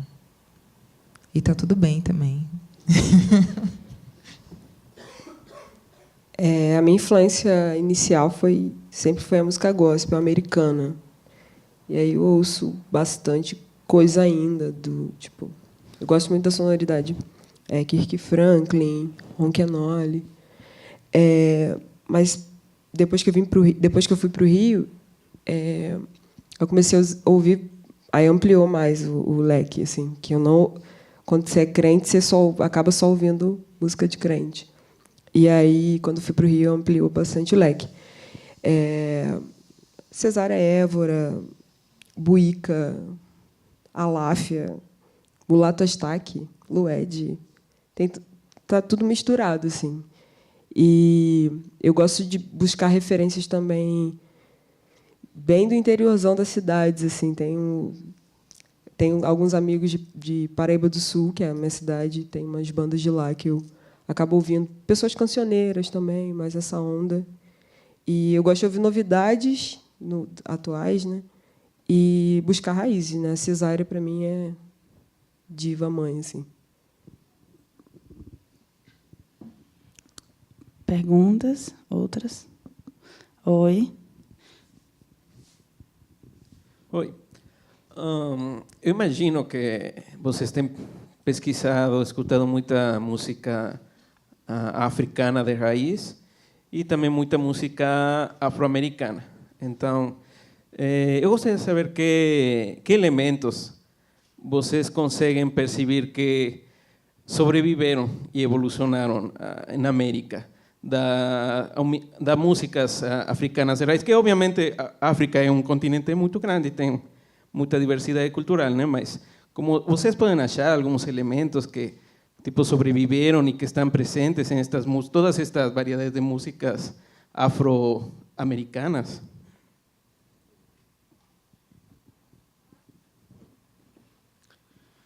Essa pergunta é bastante interessante, porque se nós fôssemos olhar mesmo na essência, a nossa música brasileira ela tem só uma pitadinha, ou seja, só uma pizca pequena do que seria toda essa negritude rítmica. Você vê lá na África, naturalmente, eles têm ritmo de 5, 1, 2, 3, 4, 5, 1, 2, 3, 4, 5, com naturalidade as crianças dançando, ritmo de 5, que aqui o brasileiro se atrapalha. Lá você vê música em ritmo de 13 tempos, de 7 tempos, e com a swing espetacular, vozes tribais. O negro, tudo para ele é instrumento, né? Vai de palma, assovio, palito, qualquer coisa que tem som, vozes, grunhidos, né? Ele aproveita isso como elemento cultural. Então, eu creio que nós absorvemos pouco e ainda temos muito que absorver, dada a riqueza étnica que tem a África, né? Eu creio que ali nós temos uma fonte inesgotável de coisas para ainda introduzir na nossa música brasileira. Por isso que eu ainda acredito que o Brasil ainda está em fase de construção, ele é muito novo ainda, né? A nossa música é nova. A pensar que antes do ano 1800, o Brasil não tinha uma música dele mesmo, era o que vinha de lá para cá, né, da Europa, até que começou devagar essa junção, dando oportunidade ainda de participação, porque o etnocídio pegou forte, né? Não deixava a etnia. O glotocídio também, que é matar a língua, não deixar o negro se expressar na sua língua, obviamente não conseguia se expressar na sua cultura musical, né? Aí vai outros sídios mais, né? Então, eu acredito que, se nós fôssemos observar, o Brasil precisaria absorver mais ainda. Tem muito elemento de pesquisa ainda para introduzir a música brasileira vindo da África. Eu discordo um pouco. Pois não, à vontade.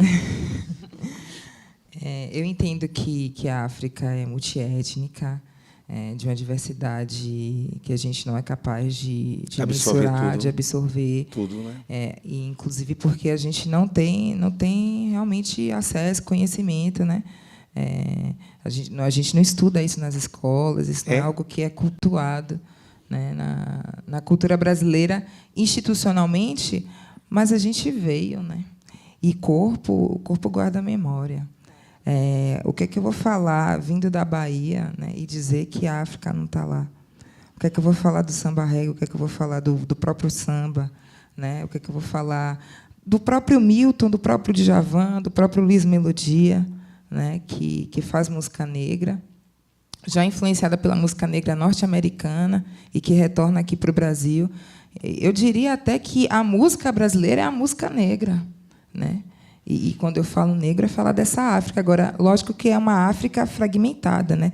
É aquela parte da África que veio, aquela parte da África que resistiu, se ressignificou e se misturou e se mesclou com outras sonoridades.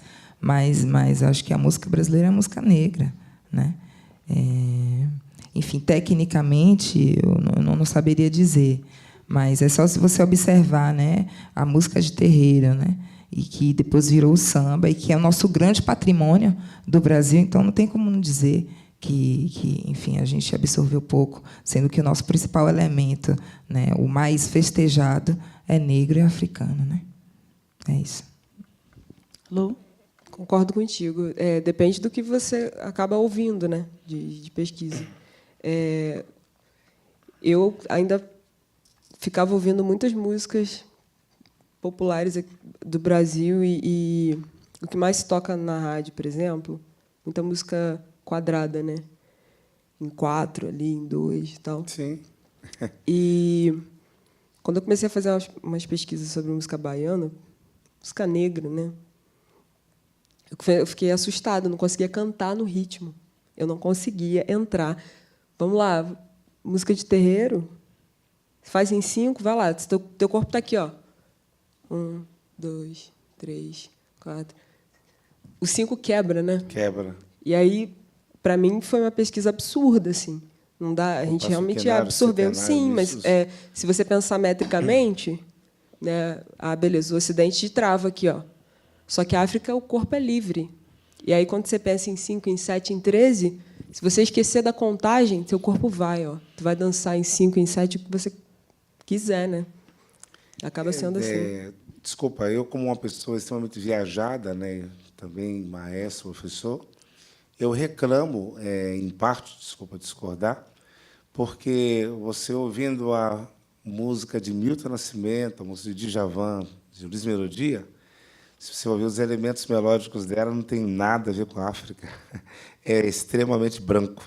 É muita ariana. É linhas melódicas de cantos gregorianos, de Bach, misturado com os períodos românticos.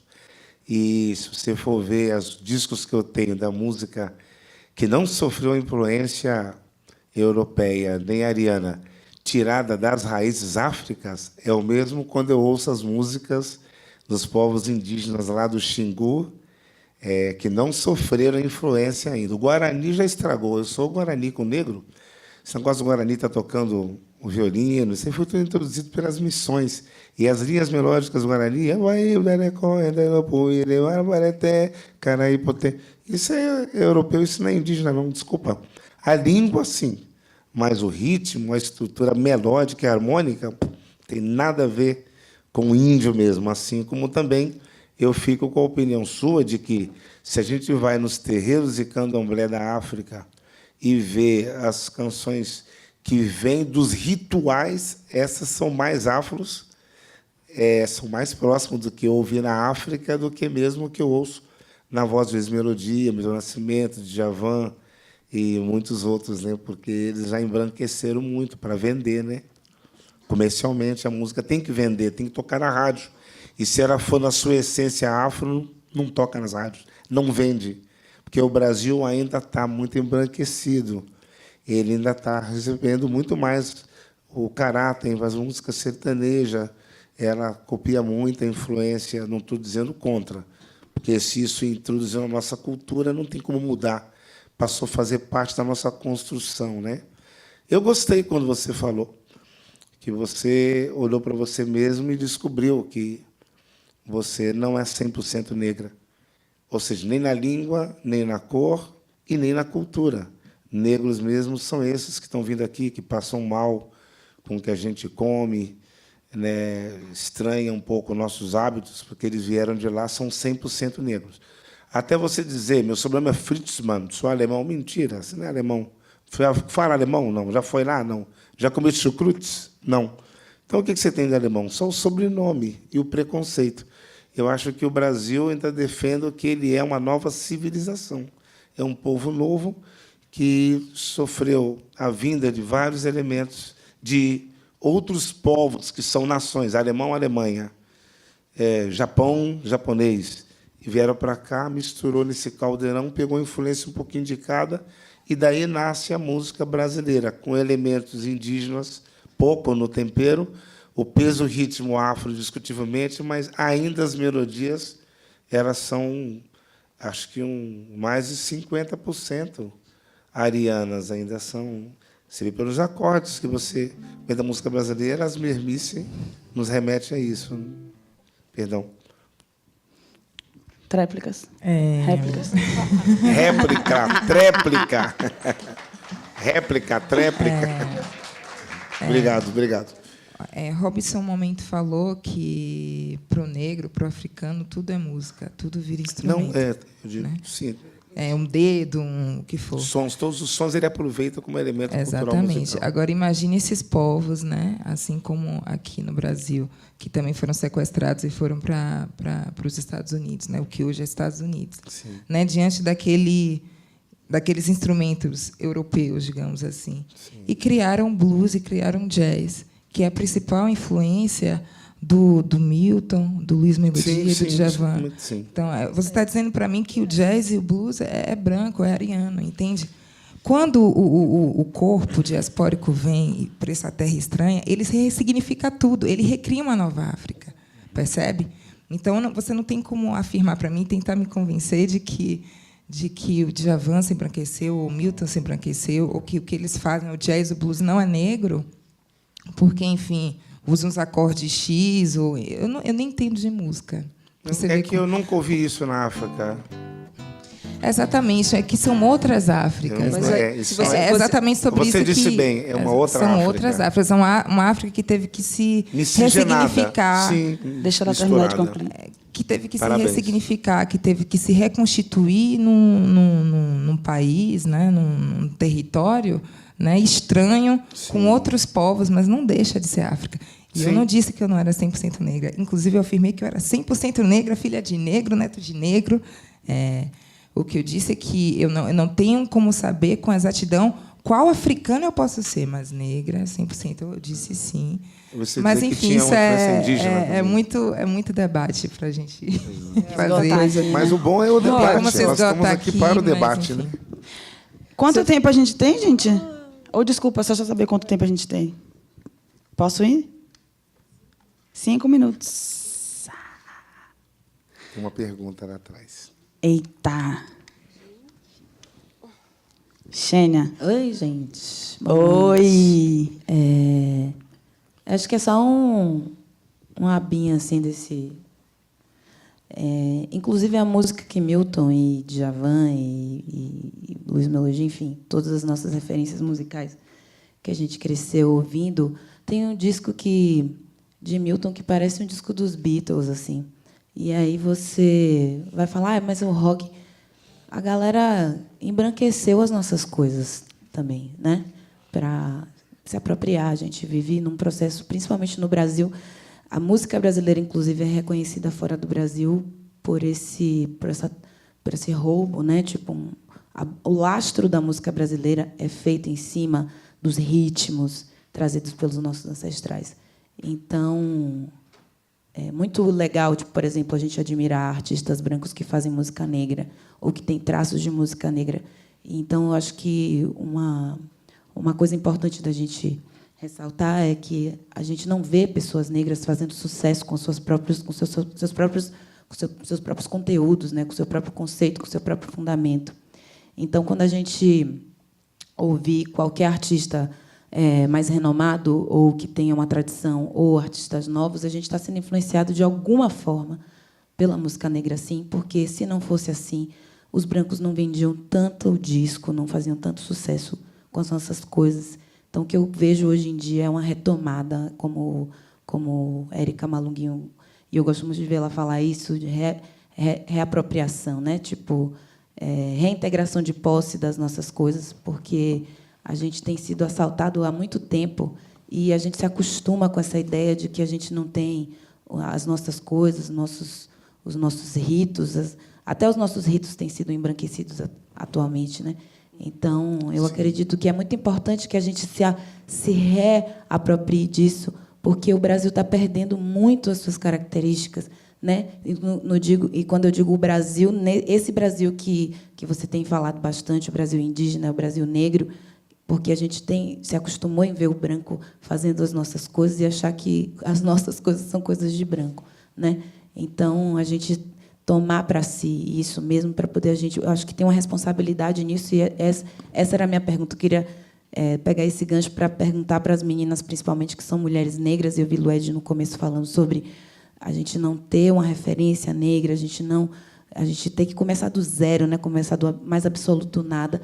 Se vocês já sentem a responsabilidade de serem artistas negras no Brasil, se vocês já sentem o peso, né? Não o peso negativo disso, mas se vocês já sentem o poder que é vocês serem artistas negras, mulheres negras em 2017, falando para pessoas negras, utilizando de suas artes negras, com referenciais negros, eu queria saber qual é a importância dessa responsabilidade e o que é que vocês desejam para a continuidade do trabalho de vocês.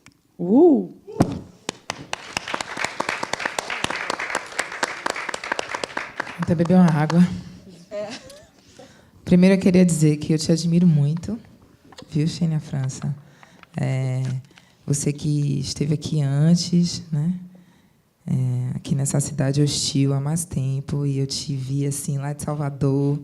Falei, quem é essa nega bonita, divana em São Paulo, né? Sendo um único elemento feminino e negro numa banda composta, né, por homens, e ali se impondo e sendo talvez até o elemento principal, né, daquele conjunto, Então, te admiro muito sua força. Sei que não é fácil estar aqui e chegar onde você chegou. Então, vamos lá, sobre a responsabilidade. Como eu tinha dito no início, né, da minha fala, eu já nasci com essa responsabilidade. Assim, o peso, entre aspas, dessa responsabilidade já me foi dada desde quando eu tomei consciência, né, do que está no mundo, que com 5, 6 anos, com meu pai dizendo ali, você é negra, porque eu nasci um pouco pigmentado, que lá na Bahia a gente chama de sarará. Meu pai o tempo todo, você é negra, seu pai é negro, sua mãe é negra, você não vai alisar o cabelo. Todas as minhas coleguinhas alisavam o cabelo, eu tinha que ser aquela negra, a única negra num colégio, ainda particular, com aquele cabelo crespo, né? E ainda curto, porque minha mãe cortou meu cabelo uma vez, porque eu tive piolho como toda criança, então ainda com um nome africano, né? Então, assim, eu não tive alternativa para não me dar conta dessa responsabilidade, ou para fugir dessa responsabilidade, ou não entender que eu era a continuidade, né, de um movimento anterior a mim, né? Quando eu vim para a música, quando eu finalmente tomei coragem de fazer música e viver disso, e vim para São Paulo, etc., acabou se tornando um processo muito natural, assim. Eu não me assusto, eu não me amedronto,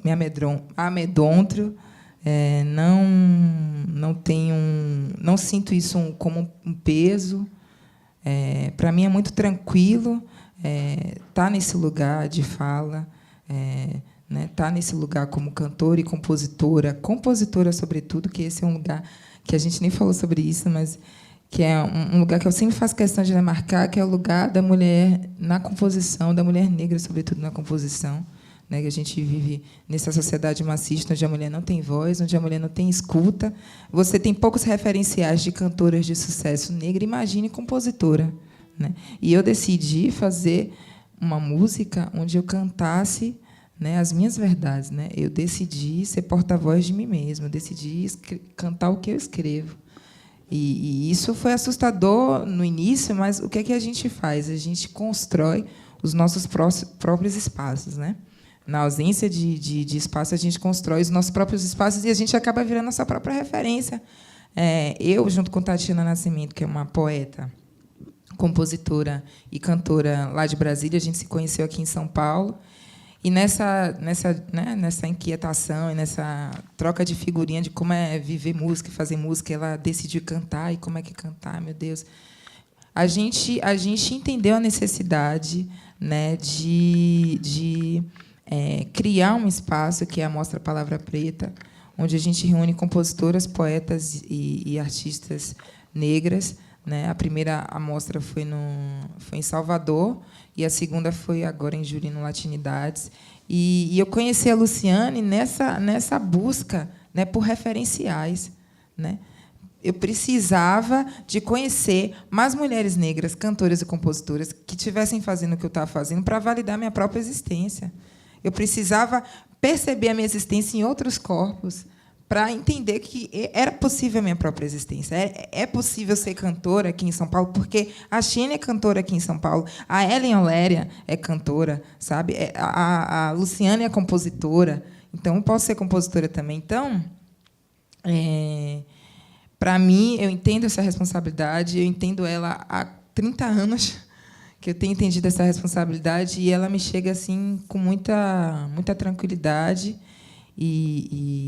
Enfim, Palavra Preta é um trabalho paralelo ao meu, mas que eu levo a cabo com tanto afinco e com tanta noção de responsabilidade, porque eu entendo que é importante que a minha existência, né, esteja presente, a minha voz esteja presente, mas ela tem que reverberar em outras vozes, porque nós somos muitas, nós somos plurais, nós cantamos diferentes, nós temos discursos diferentes, nós temos jeito de estar num mundo diferente, e o mundo precisa saber disso, né?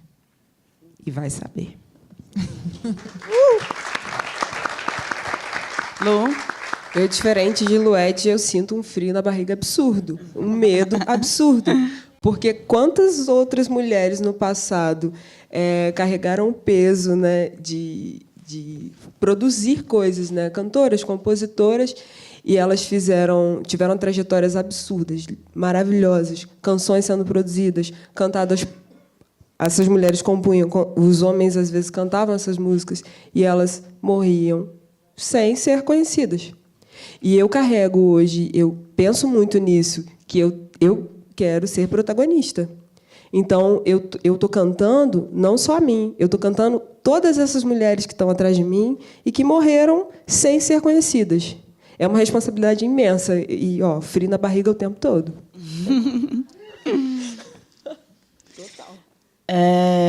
Eu estou sabendo. Meu povo está ali assim, ó. Fim. Eu queria agradecer muito a presença de vocês, Robson, Ed, Lu. E eu nem acredito que agora são os últimos minutos de Diálogos Ausentes, porque é algo que já está presente na minha vida e, de fato, até partindo de um depoimento muito pessoal, eu acabei me construindo e me constituindo também muito aqui nesse programa, né? Tive a oportunidade de conversar com pessoas incríveis, mulheres incríveis como vocês, nossas mais velhas, homens que também deram sua contribuição na história. E eu acho que, sem dúvida, o que o Diálogos me deixou foi a necessidade da gente se reconhecer, mas, sobretudo, se reconhecer num sentido um pouco mais afetivo, né? Eu converso muito sobre isso com a Xênia.